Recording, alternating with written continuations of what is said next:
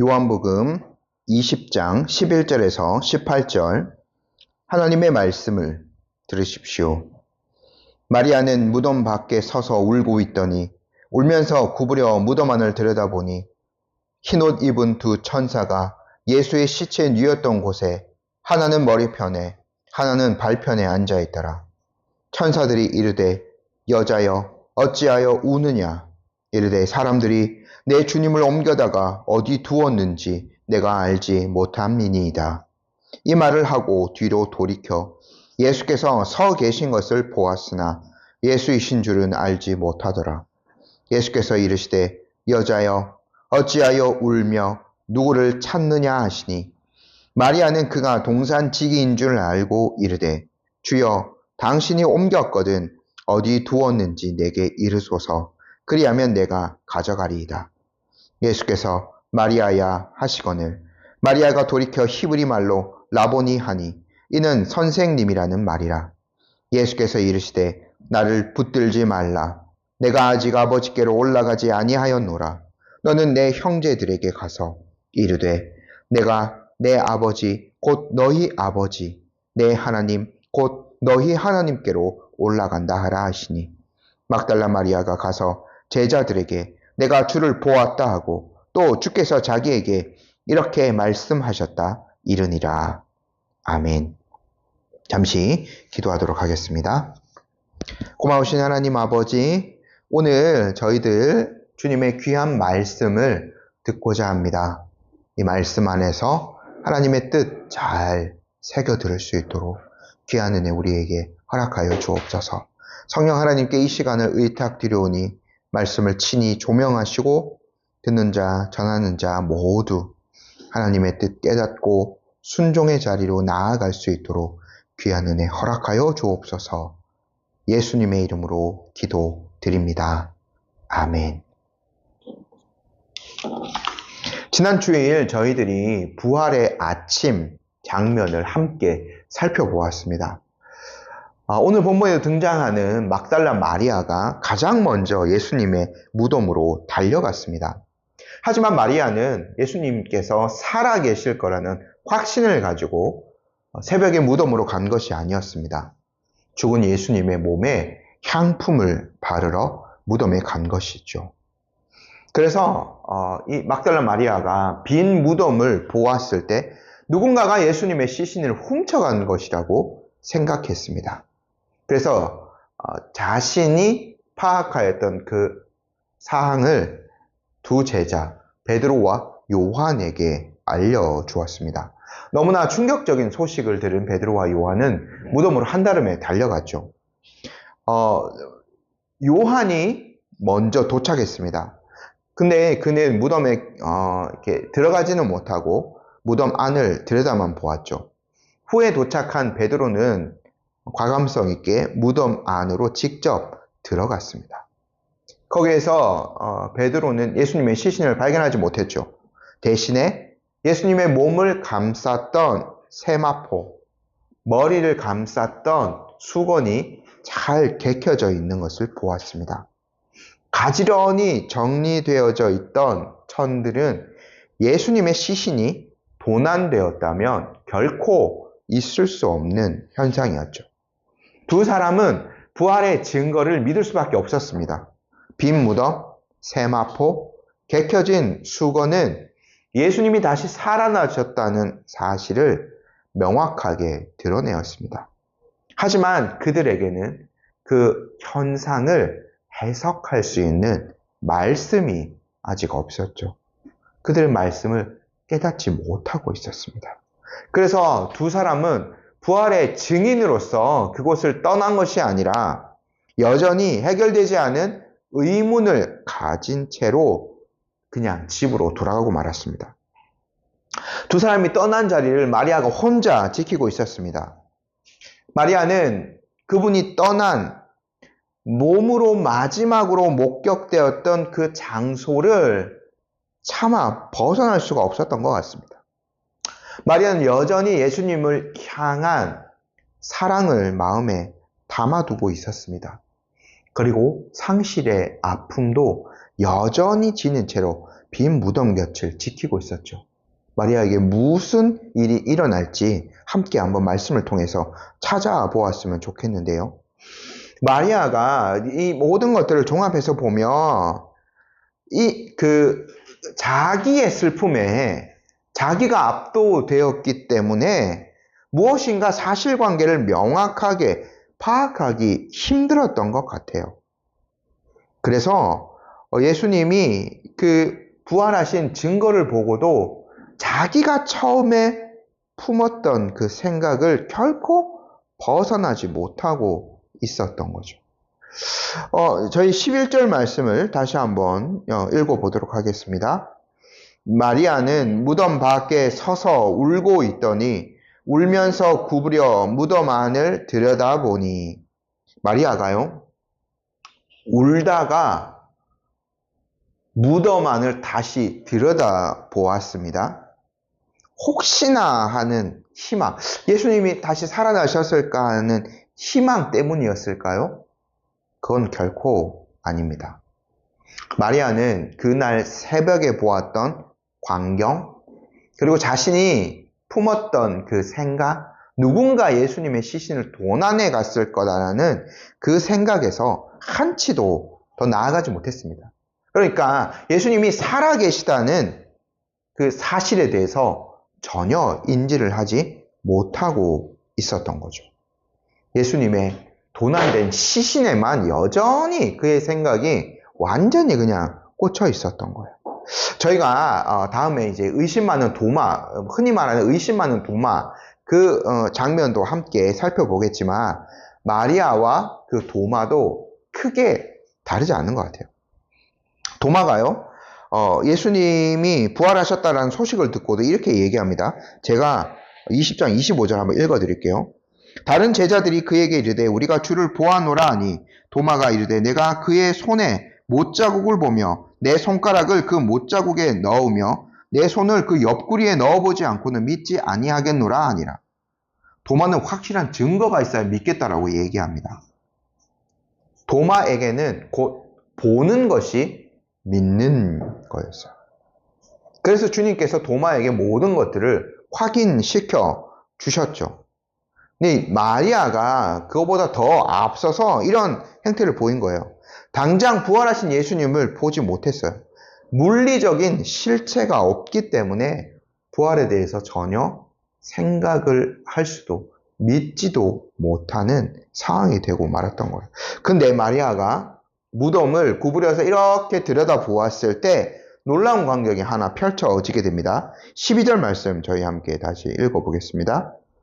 흰옷 입은 두 천사가 예수의 시체에 뉘었던 곳에 하나는 머리편에 하나는 발편에 앉았더라. 마리아는요, 먼저 부활하신 주님을 직접 만난 것이 아니라 그곳을 지키고 있던 두 천사를 먼저 보게 되었습니다. 천사는요, 하나님의 뜻에 따라 하나님의 그 심부름을 하는 존재입니다. 그래서 순식간에 나타나기도 하고 순식간에 사라지기도 합니다. 아마 이때 천사들의 도움이 결정적으로 필요한 존재는 마리아였을 거예요. 그래서 베드로와 요한이 있었을 때는 천사들이 나타나지 않았습니다. 하지만 제자들이 돌아가고 난 다음에 마리아가 혼자 있을 때 천사들이 나타났어요. 마리아에게는요, 부활하신 주님을 뵙기 전에 좀 한 단계 더 어떤 도움이 필요했던 것 같아요. 그래서 천사들이 먼저 마리아에게 나타난 것이었죠. 그리고 그 천사들이 마리아에게 말을 건넵니다. 13절 말씀 함께 읽어볼게요. 천사들이 이르되 여자여 어찌하여 우느냐 이르되 사람들이 내 주님을 옮겨다가 어디 두었는지 내가 알지 못함이니이다. 천사들이 마리아에게 질문하죠. 어찌하여 우느냐. 근데요, 천사들도요, 하나님의 어떤 심부름을 하는 존재이고 영적인 존재이기 때문에 마리아가 우는 이유를 몰라서 이렇게 묻는 게 아니에요. 사실은 여기에는 약간 부드러운 책망이 담겨져 있습니다.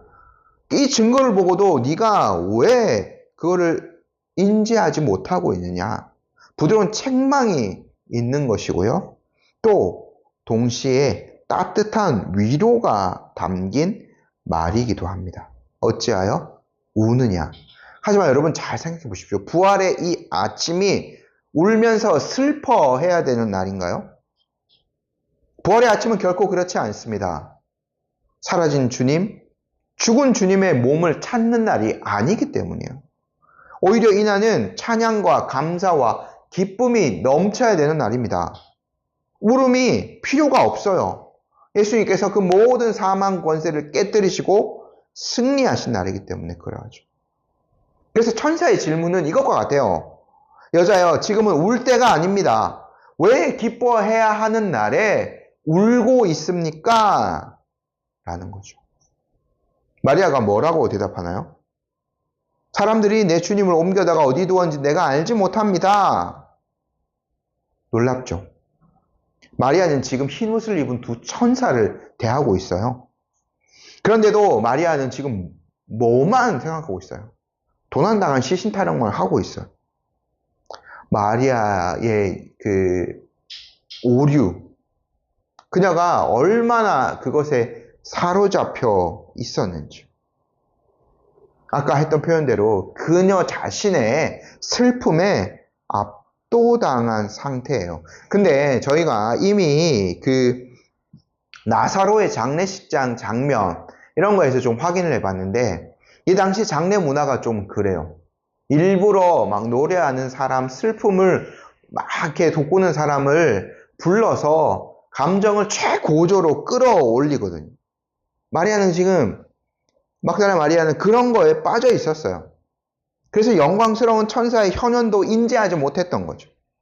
그리고 자신의 그 오류, 그 생각조차 결정적인 증거들이 보여짐에도 불구하고 바로잡지 못하고 있었던 거죠. 이러한 천사와의 대화가 채 끝나기도 전에 아주 급작스러운 장면의 전환이 이루어집니다. 저희 14절 말씀 함께 보도록 할게요. 이 말을 하고 뒤로 돌이켜 예수께서 서 계신 것을 보았으나 예수이신 줄은 알지 못하더라. 여러분, 그 마리아가요, 왜 말이 끝나기 전에 뒤를 돌아보았을까요? 뭐 갑자기 이렇게 인기척이 느껴졌을 수도 있겠습니다만, 여러분 이 장면 한번 머릿속으로 입체적으로 그려 보셨으면 좋겠어요. 천사들 마리아가 이렇게 마주 보면서 대화를 하고 있어요. 근데 마리아는 지금 천사들을 보고 있는 거죠. 근데 마리아의 뒤에서 예수님이 불쑥 나타났어요.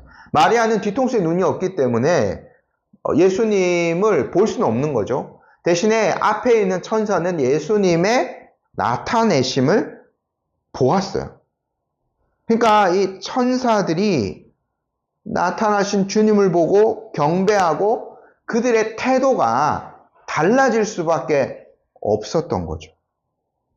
그래서 마리아는 그들의 시선 변화를 감지하고 뒤로 이렇게 획 돌이켰던 것으로 보입니다. 근데 마리아가 이렇게 앞을 보고 있다가 뒤로 이렇게 돌이켜서 서 계신 예수님을 잘 보았을 것인데 그럼에도 불구하고 예수님이신 줄을 알지 못하고 있어요. 거의 지척에 있는 이 코앞에 있는 예수님을 왜 알아보지 못하였을까요? 마리아는요, 누구보다 예수님 가까이 있는 사람이라고 말씀드렸습니다. 거의 3년 내내 예수님을 곁에서 따라갔던 사람이고 최종적으로 십자가 아래까지 예수님 곁을 지킨 몇 사람 중에 하나였어요. 그런 마리아가 예수님의 얼굴을 모를 리가 없습니다. 그런데도 알아보지 못했던 거죠. 물론 예수님의 부활체에 우리가 알지 못하는 신비가 분명히 있어요. 저희가 다음에 보게 될 건데요. 근데 마리아의 입장에서는 결정적인 이유가 따로 있었던 거예요. 뭐요? 마리아는요, 예수님께서 살아계실 거라고는 전혀 생각을 하지 못하고 있었기 때문에. 마리아는 이때까지 여전히 죽은 시신을 찾고 있었던 거예요. 살아계신 인격, 이제 다시 부활체를 입으신 예수님을 전혀 찾지 않고 있었던 거죠. 그래서 예수님을 눈앞에 두고도 인식하지 못하였다. 예수님께서 마리아에게 말씀하십니다. 15절 말씀 함께 읽어볼게요. 예수께서 이르시되 여자여 어찌하여 울며 누구를 찾느냐 하시니 마리아는 그가 동산지기인 줄 알고 이르되 주여 당신이 옮겼거든 어디 두었는지 내게 이르소서 그리하면 내가 가져가리이다. 여러분 예수님이요 마리아에게 하신 질문을 좀 유심히 보십시오. 첫 번째는 천사들과 동일한 질문을 하시죠. 어찌하여 우느냐라는 질문을 하셨어요. 중요한 질문이 두 번째입니다. 또요, 누구를 찾느냐라고 예수님이 물으셨어요. 여러분, 이거 굉장히 예수님의 의도된 질문입니다. 시체를 찾고 있었다면, 시체는 이제 인격이 아니에요. 그래서 무엇을 찾느냐라고 질문해야 합니다. 여러분, 이제, 만약에, 예전에 누가 경험했던 일이기도 한데, 해외여행을 갔다가, 갑작스럽게 누가 돌아가셔서 다시 한국으로 와야 된다면, 그 돌아가신 분은 더 이상 그 항공기 좌석에 앉지 못하죠. 그냥 짐과 같아요. 그래서 잘 포장해서 화물칸에 실어야 됩니다. 인격이 아니기 때문에 어쩔 수 없는 거예요. 근데 마리아가 시신을 계속 찾고 있었다면 무엇을 찾느냐라고 질문해야 정확합니다. 하지만 예수님은 인격체, 사람, 누구를 찾느냐라고 물으셨어요. 예수님의 뜻이 담긴 거죠. 죽은 시신을 찾는 것이 아니다. 살아있는 인격체, 즉 부활하신 예수님, 부활한 나를 찾아야 되지 않느냐라고 마리아를 일깨우시는 거예요. 근데 마리아가 이때까지 너무 불쌍해요. 예수님을 동산직인 줄 정도로만 여기고 있잖아요. 그래서 당신이 시신, 누구를 찾느냐라고 예수님이 물었는데 시신 당신이 옮겼으면 좀 알려주십시오라고 이렇게 부탁하고 있어요. 그러니까 어떤 사람은 평가하기를 마리아가 이 세상에서 가장 역선적인 질문을 여기서 던졌다라고 이야기합니다. 살아계신 주님 앞에 그분의 시체가 어디에 있는 줄 묻고 있기 때문이에요. 이 모든 오해들, 이 모든 절망, 이 모든 어둠과 무지를 깨뜨리는 단 하나의 음성이 무덤 안에 울려 퍼집니다. 16절 말씀 저희 함께 읽어보겠습니다. 예수께서 마리아에 하시거늘 마리아가 돌이켜 히브리 말로 라보니 하니 이는 선생님이라는 말이라. 마리아야 라고 부르는 그 음성은 동산지기의 목소리가 아니었어요. 낯선 동산지기가 어떻게 처음 보는 사람의 이름을 알 수 있겠습니까? 그 음성은 그녀가 지난 3년 동안 들어왔던 자신의 선생님의 목소리, 그녀의 모든 것을 알고 계신 그분의 음성이었어요. 마리아가 그제서야 즉시로 앞에 계신 분이 예수님인 줄 깨달았죠. 그리고 확신을 가지고 돌아서서 외칩니다. 라보니라고요. 단순히 선생님이라는 어떤 랍비라는 칭호를 넘어서는 존경과 애정이 담긴 호칭이에요. 나의 스승님, 나의 위대한 스승님, 그걸 넘어서 나의 주님이라는 뜻으로 볼 수 있는 거죠. 여러분, 우리가 여기에서 부활의 또 다른 신비를 발견할 수 있어요. 마리아 어떻게 보면 좀 답답할 수 있겠죠? 우리는 모든 것을 알기 때문에, 말씀을 통해서 기록된 대로 알기 때문에 그럴 수 있습니다만, 우리가 부활이 이만큼 믿기 어려운 사실이라는 것들을 이 장면에서 확인할 수밖에 없어요. 우리가 마리아를 그냥 부정적으로만 몰아붙일 수 없는 이유이기도 합니다. 여러분, 부활은요, 우리가 먼저 주님을 알아볼 때 믿어지는 것이 아니에요. 주님이 우리의 이름을 먼저 불러주실 때, 마리아라고 부르셨을 때 마리아가 부활의 실체를 깨달았던 것처럼 주님이 우리의 이름을 먼저 불러주셨을 때 우리는 부활을 확신할 수 있습니다. 더 넓게요, 말씀드리자면 신앙은 하나님을 알지 못하던 우리가 하나님을 찾아 나서는 여정이 아닙니다. 신앙은요, 하나님께서 우리를 먼저 아시고 절망의 무덤가에서 울고 있던 우리 이름을 먼저 불러주신, 그래서 친히 자신의 자녀를 삼아주시는 은혜의 사건입니다. 이 아침 그렇게 우리의 이름을 부르시는 주님의 음성을 기억하시면 좋겠습니다. 그리고 우리 또한 그것에 응답하여서 나의 주님이십니다 라고 부르며 부활하신 주님 앞에 엎드리시는 은혜가 있기를 바랍니다. 주님을 알아본 마리아는 기쁨에 겨워 즉시로 행동했을 겁니다.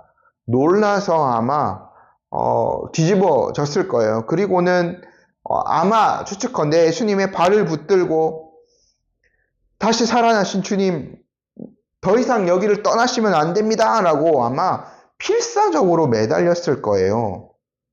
그래서 예수님께서 17절과 같이 마리아에게 말씀하십니다. 저희 다 같이 한번 읽어볼게요. 예수께서 이르시되 나를 붙들지 말라. 내가 아직 아버지께로 올라가지 아니하였노라. 너는 내 형제들에게 가서 이르되 내가 내 아버지 곧 너희 하나님께로 올라간다 하라 하시니. 예수님은요, 마리아에게 왜 자신을 붙들지 마라 말씀하셨을까요? 혹자는 예수님의 그 부활체가 아까도 좀 언급드렸던 대로 완전한 상태가 아니었기 때문에 그렇다라고 주장하기도 합니다. 근데 우리가 알지 못한 신비가 있는 건 분명해요.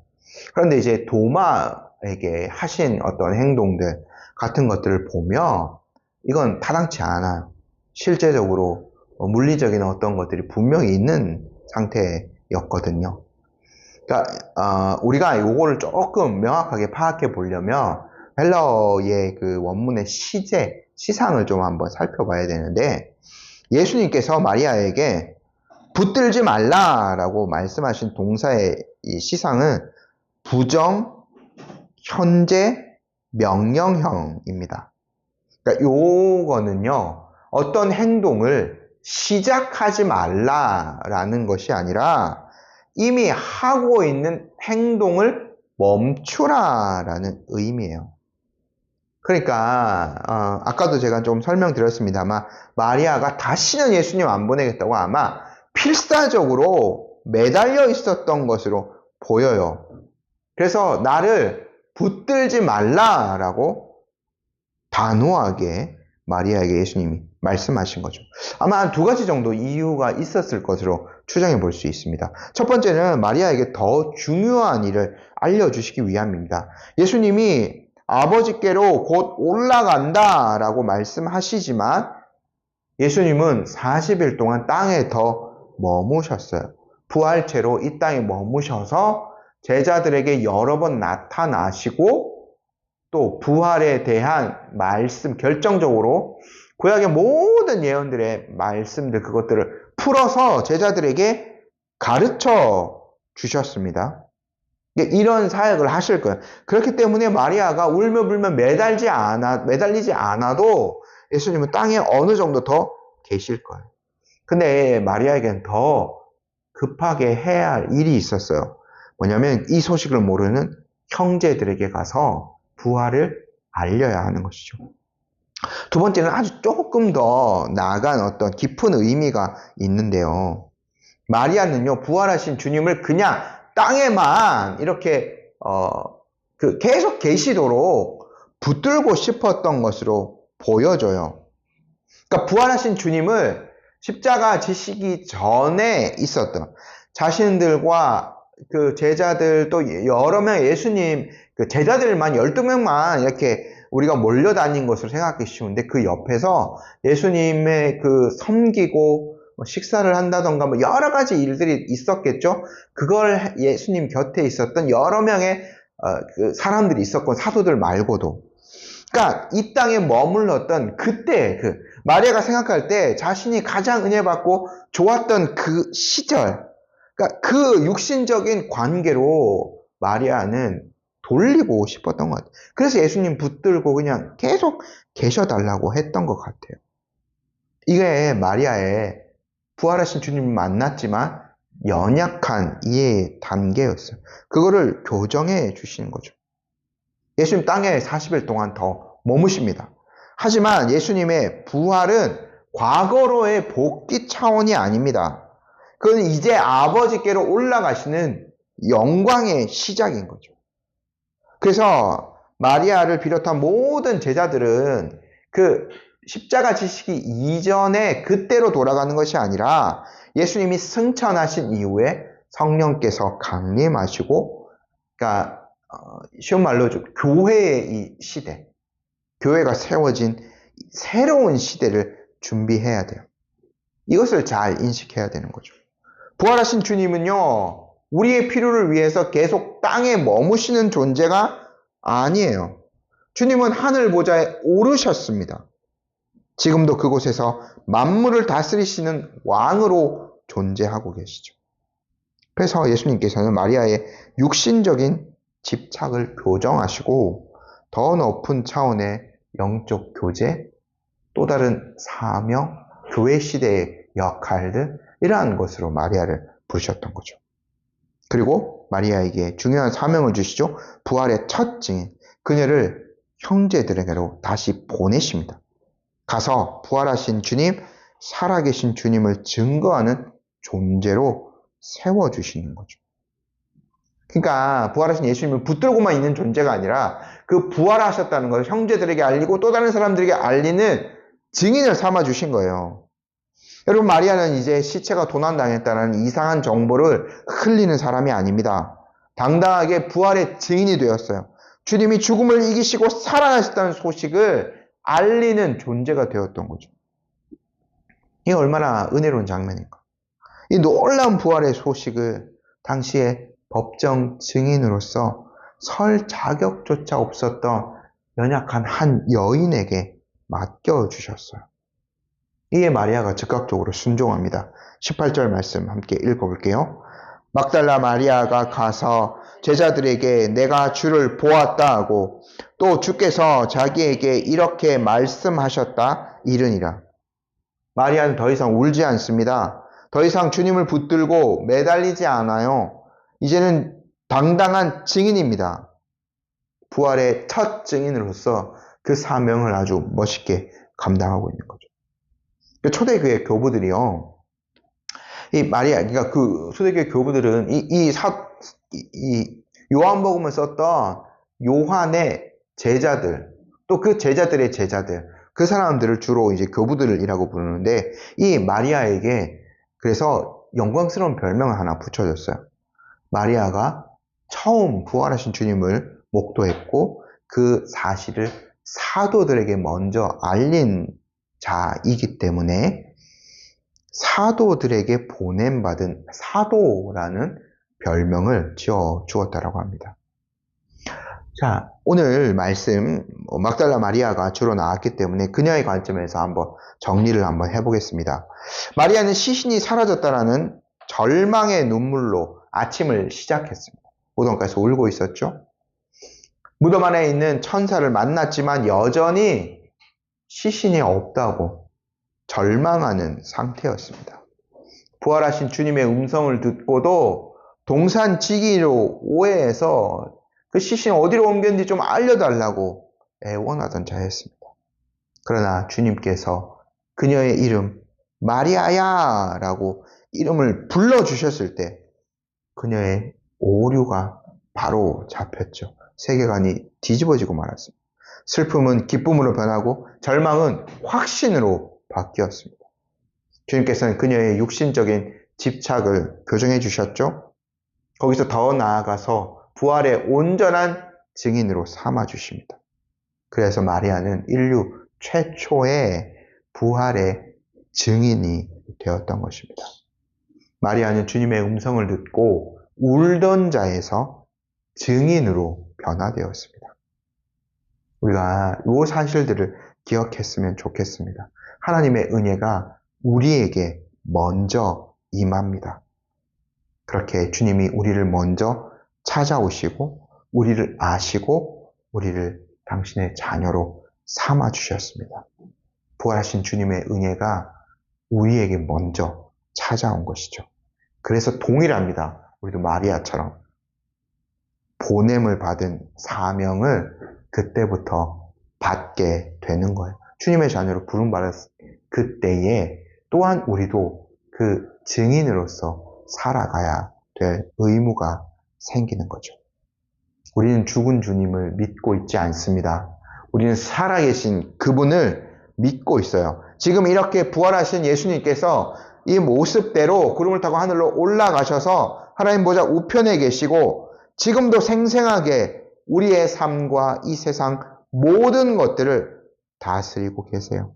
우리 그분을 믿습니다. 그래서 담대하게 그분을 증거하며 살아갈 수 있는 것. 우리가 믿는 하나님은 살아계신 주님이십니다. 죽음이 이기지 못하는 존재세요.